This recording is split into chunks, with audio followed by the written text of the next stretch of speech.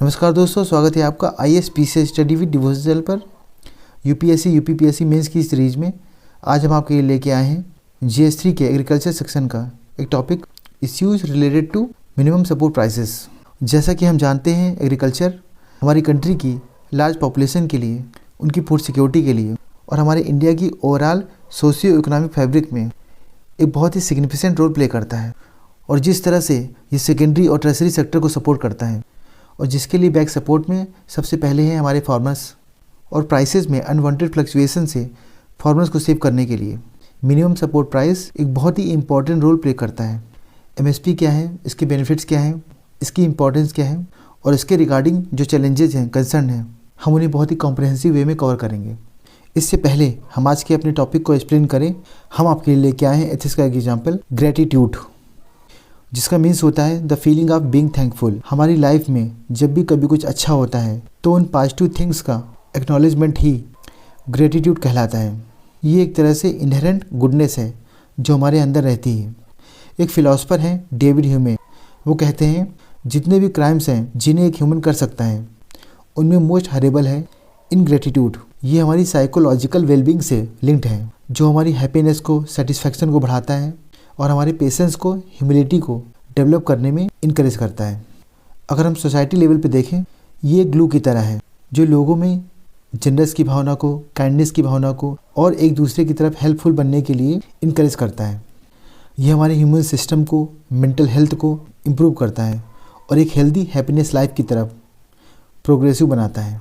और जो आज के माहौल में लाइफ स्टाइल डिजीजेज हैं, उनके रिस्क से बचाता है।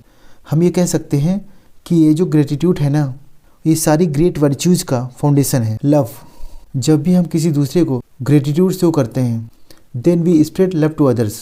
ट्रस्ट, ये एक तरह से डीप ट्रस्ट को डेवलप करता है और आज के अनिश्चितता के समय में टुगेदरनेस की भावना को बढ़ाता है। ऑप्टिमिज्म, जब भी हम कुछ अचीव करते हैं तो उसमें अगर हम दूसरे पर्सन की इन्वॉल्वमेंट को, कंट्रीब्यूशन को एक्नॉलेज करते हैं, that is the symbol of optimism.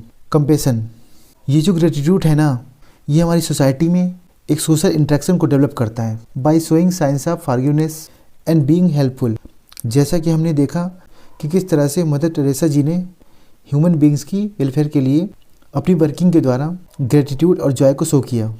Gandhi ji हैं, कलाम जी हैं, उन्होंने किस तरह से ग्रेटफुल होने की इम्पोर्टेंस को समझाया।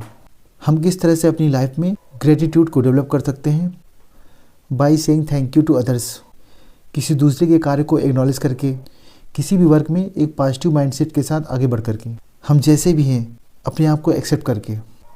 जिस तरह से हमने देखा अजीम प्रेम जी, वॉरेन बफेट्स किस तरह से अपनी वेल्थ के एक पोर्शन को चैरिटी के माध्यम से सोसाइटी को वापस करते हैं, उसी तरह से हम भी आगे बढ़ करके इस सोसाइटी के लिए कुछ कर सकते हैं। ग्रेटिट्यूड के कुछ एग्जाम्पल्स हैं।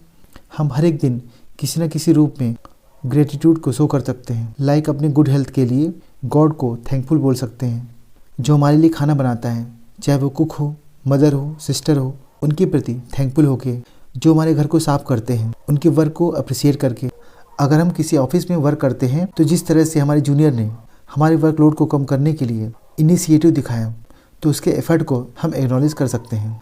हमारे टीचर्स हैं, मेंटर्स हैं, जो हमें सपोर्ट करते हैं, गाइडेंस देते हैं, उनके प्रति अपनी थैंकफुलनेस को शो करके, एंड द मोस्ट इम्पॉर्टेंट, अपनी हर दिन की खुशी के लिए, स्माइल के लिए अपनी थैंकफुलनेस को ईश्वर के प्रति शो करके। इस तरह से हम ये कह सकते हैं कि इस ग्रेटिट्यूड की फीलिंग से अपनी सोसाइटी में, अपनी फैमिली में एक टुगेदरनेस की भावना को प्रमोट कर सकते हैं। अब हम अपने टॉपिक की तरफ आगे बढ़ते हैं। Minimum support price, MSP। MSP एक मिनिमम प्राइस सेट है गवर्नमेंट के द्वारा कुछ सर्टेन एग्रीकल्चरल प्रोड्यूस के लिए, और इनके प्रोडक्शन में कोई भी कास्ट इंकर हुई है और अगर इनका ओपन मार्केट प्राइस इनके प्रोडक्शन कॉस्ट से कम होती है, देन गवर्नमेंट इन फार्मर से इस मिनिमम प्राइस सेट से डायरेक्टली परचेज करेगी। MSP को अनाउंस किया जाता है गवर्नमेंट ऑफ इंडिया के द्वारा इनके सोइंग सीजन के पहले 23 क्रॉप्स के लिए। 14 क्रॉप्स हैं खरीफ की, 7 है रबी की और 2 हैं calendar year season crops. On the basis of recommendation of CACP, commission for agricultural cost and price, CACP MSP को रिकमेंड करती है, देन ये अप्रूव होती है cabinet committee and economic affair के द्वारा। 2018-19 के बजट में ये अनाउंस किया गया था कि MSP cost of the production का 1.5 टाइम्स के लेवल पर रखा जाएगा। ये एक तरह से फार्मर्स को एश्योरेंस प्रोवाइड करती है कि उनका जो भी एग्रीकल्चरल प्रोड्यूस है वो स्टेटेड प्राइस से कम नहीं होगा और उन्हें उनका प्रॉपर रियलाइजेशन मिलेगा। CACP जब भी MSP को रिकमेंड करती है वो कंसीडर करती है A2 + FL and C2 cost को। A2 क्या है? किसान के जो भी पेड आउट एक्सपेंसेस होते हैं वो A2 कहलाते हैं, चाहे वो कैश में हो या फार्मर्स के द्वारा सीड को, फर्टिलाइज़र को, केमिकल्स को परचेज करने में, लेबर को हायर करने में, फ्यूल और इरिगेशन में। इस तरह के सारे पेड आउट एक्सपेंसेस A2 में कवर होते हैं। A2 + FL इसमें बेसिकली A2 में जो भी अनपेड फैमिली लेबर होते हैं उनकी वैल्यू को भी ऐड कर लिया जाता है। C2 एक तरह से कॉम्प्रहेंसिव कॉस्ट है जिसमें ओन लैंड के ऊपर रेंटल को कंसीडर किया जाता है और जो फिक्स्ड कैपिटल एसेट है उनमें इंटरेस्ट फॉरगॉन की अकाउंटिंग होती है। ये जो 1.5 टाइम्स MSP फार्मूला है ना, इसे रिकमेंड किया गया था by national commission for farmers, जिसे हेड किया था MS स्वामीनाथन जी ने। अगर हम MSP के बेनिफिट्स को देखें, अगर कोई specific food crop short supply में है तो उसके प्रोडक्शन को हम इंसेंटिवाइज कर सकते हैं। अगर किसी कमोडिटी का प्राइस अचानक से फॉल हो जाता है तो उसके अगेंस्ट में ये फार्मर्स को एक तरह से प्रोटेक्शन कवर प्रोवाइड करता है। ये इंश्योर करता है जो कंट्री का एग्रीकल्चरल आउटपुट है वो यहाँ के कंज्यूमर्स की चेंजिंग नीड्स के हिसाब से मेंटेन रहे। अगर हमारे फार्मर्स को प्रॉफिट होगा तो वो ज़्यादा से ज़्यादा अपने एग्रीकल्चर में इनपुट्स को ऐड कर पाएंगे और एडवांस टेक्नोलॉजी का यूज़ कर पाएंगे। अगर इंटरनेशनल लेवल पे प्राइस का वेरिएशन होता है तो इस तरह के अनवांटेड फ्लक्चुएशन से ये फार्मर्स को प्रोटेक्ट करती है। जैसा कि हम जानते हैं एग्रीकल्चर हमारे इंडिया की आधे से ज़्यादा पॉपुलेशन के लिए एक प्रिंसिपल सोर्स ऑफ लाइवलीहुड है और हमारे इंडिया की सोशियो इकोनॉमिक फैब्रिक में ये बहुत ही सिग्निफिकेंट रोल प्ले करती है। जैसे कि हमने देखा फार्मर्स की इनकम वेदर पे, लोकल और इंटरनेशनल प्राइस के वेरिएशन पे डिपेंड करती है। तो एक तरह से MSP हमारे किसानों को उनके प्रोड्यूस के लिए काफ़ी हद तक रिस्क से बचाती है। और सबसे बड़ा मेजर फैक्टर है हमारी कंट्री की लार्ज पॉपुलेशन के लिए फूड सिक्योरिटी प्रोवाइड करना और स्पेसिफिक फूड आइटम की शॉर्टेज को पूरा करना। बट MSP से रिलेटेड कई सारे चैलेंजेस भी देखने को मिलते हैं। कई बार हम ये देखते हैं MSP में फ्रिक्वेंट इंक्रीज होने की वजह से इन्फ्लेशन भी देखने को मिलता है।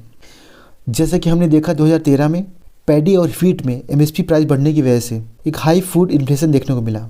कई बार हम ये देखते हैं गवर्नमेंट जब MSP पे प्रोक्योरमेंट करती है तो इसका बेनिफिट फार्मर्स के बजाय बड़े बड़े ट्रेडर्स ले जाते हैं और इसका बेनिफिट कुछ फार्मर्स लेते भी हैं तो वो बड़े किसान ही ले पाते हैं, क्योंकि छोटे किसानों के पास इतना सरप्लस नहीं होता कि वो मार्केट तक पहुंचा पाएँ। और अगर होता भी है तो अपने करीब की मंडी में या गांव के अंदर ही बहुत ही कम प्राइस पे ट्रेडर्स को बेच देते हैं।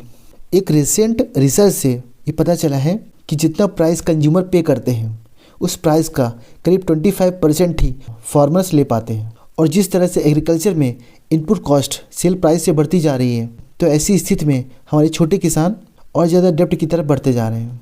कई बार ऐसा देखा गया है कि MSP वीट के प्रति, राइस के प्रति ज़्यादा अट्रैक्टिव होता है, जो कि ज़्यादातर बड़े फार्मर्स ही प्रोड्यूस करते हैं। छोटे फार्मर्स जो मोस्टली वेजिटेबल के ऊपर, पल्स के ऊपर, कोर्स ग्रेन के ऊपर डिपेंड करते हैं, उन्हें उतना फ़ायदा नहीं मिल पाता। कई बार ऐसा देखा गया है कि फार्मर्स को अपना प्रोड्यूस बेचने के बाद जो पेमेंट मिलना होता है उसमें काफ़ी डिले हो जाता है। कई स्टेटों में तो ऐसा देखा गया है कि MSP का जो अनाउंसमेंट का टाइम है ना, उनके प्रति अवेयरनेस बहुत ही कम है।